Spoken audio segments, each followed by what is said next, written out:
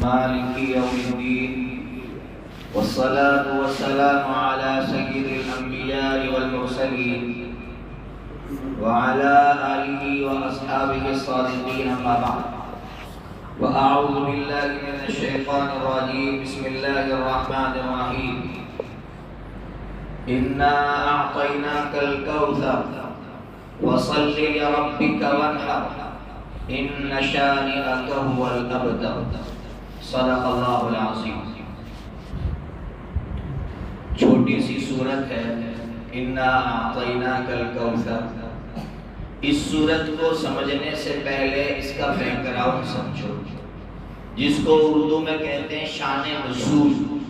اللہ تعالیٰ نے یہ سورت کیوں اتاری؟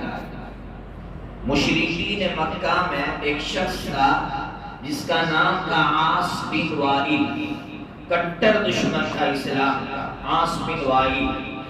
جب حضرت نبی پاک صلی اللہ علیہ وسلم کے صاحبزادے کا انتقال ہوا، یعنی لڑکے کا انتقال ہوا، تو اس نے تانا مارا، ٹونٹ کیا، تانا یہ مارا کہ محمد کی نسل ختم ہو جائے گی، اس کی نسل آگے نہیں بڑھے گی۔ جب یہ تانا مارا تو حضرت نبی پاک صلی اللہ علیہ وسلم کو تکلیف ہوئی کہ میرے بچے کا انتقال ہوا ہے اور دوسری طرف یہ تانے مار رہا ہے کہ تیری نسل ختم ہو جائے گی، تیری نسل آگے نہیں بڑھے گی۔ تو اللہ تبارک و تعالی نے آپ کو تسلی دینے کے لیے یہ سورت اتاری، اور اس سورت میں اللہ تعالیٰ نے 3 باتیں کہی۔ پہلی یہ بات کہی کہ اے میرے پیارے، یہ لوگ آپ کو تانے دے رہے ہیں، آپ چھوڑیے ان کو، ہم نے آپ کو کوثر دیا ہے۔ کوثر کا مطلب جتنی خیر ہو سکتی ہے، جتنی بھلائیاں ہو سکتی ہے، ہم نے ساری بھلائیاں آپ کو دی ہے۔ اسی لیے اے میرے پیارے 2 کام کیا کرو۔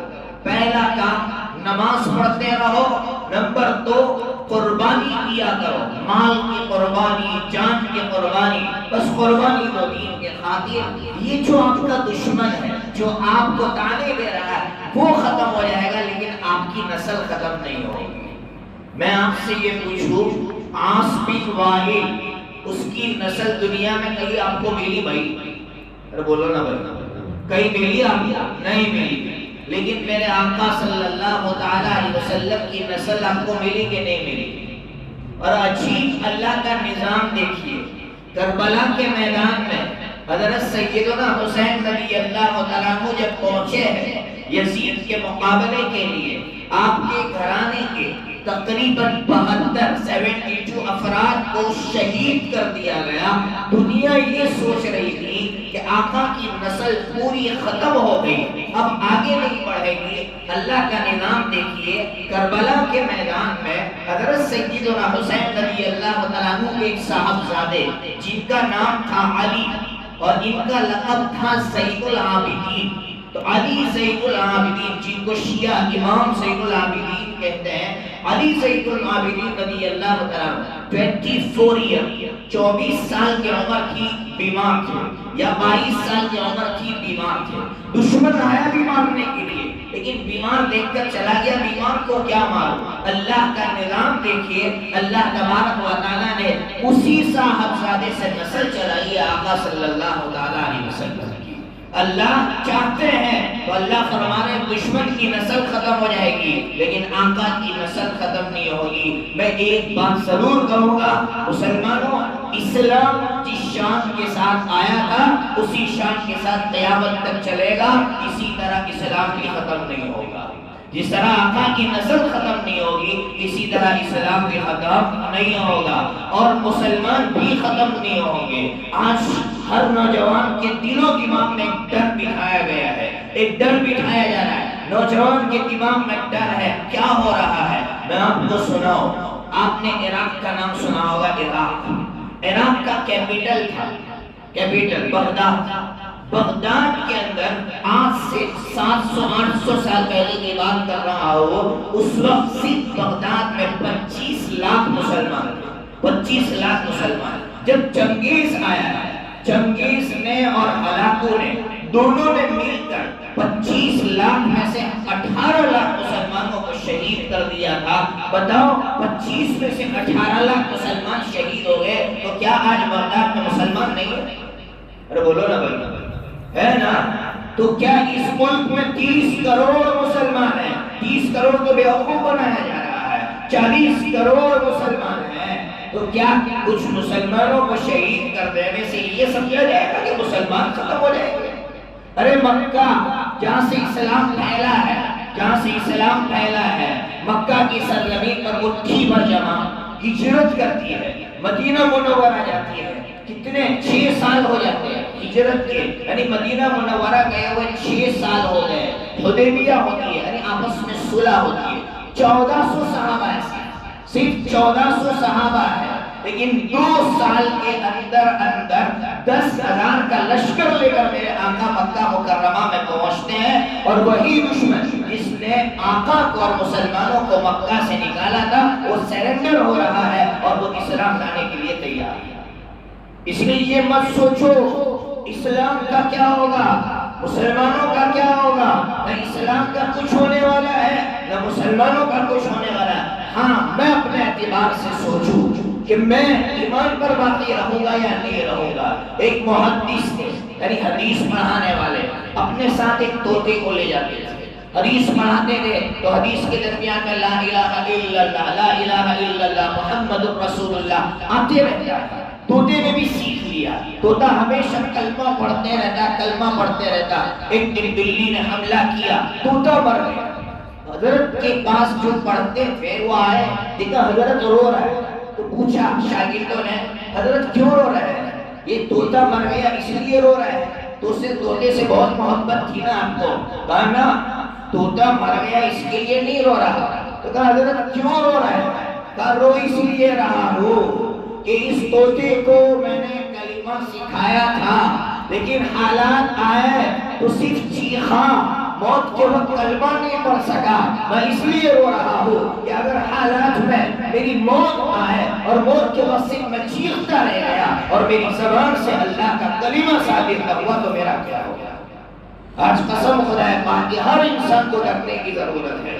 اس کا ڈر نہیں ہے ہمیں کہ مسلمانوں کا کیا ہوگا، اسلام کا کیا ہوگا. کسی کا کچھ نہیں ہونے والا، میرا کیا ہوگا، میں ایمان پر مروں گا یا نہیں مروں گا، اس کا فکر ہم میں سے ہر ایک کو کرنا ہوگا.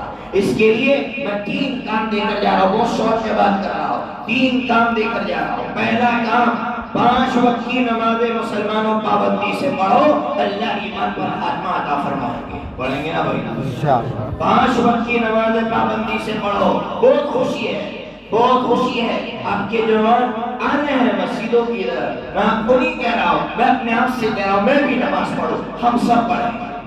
دوسرا کام جو ہر مسلمان کو کرنا پڑے گا، اب ضروری ہے. اب یہ نہ سوچیں میں مسلمان کے گھر میں پیدا ہوں، چھٹائی ہو رہی ہے.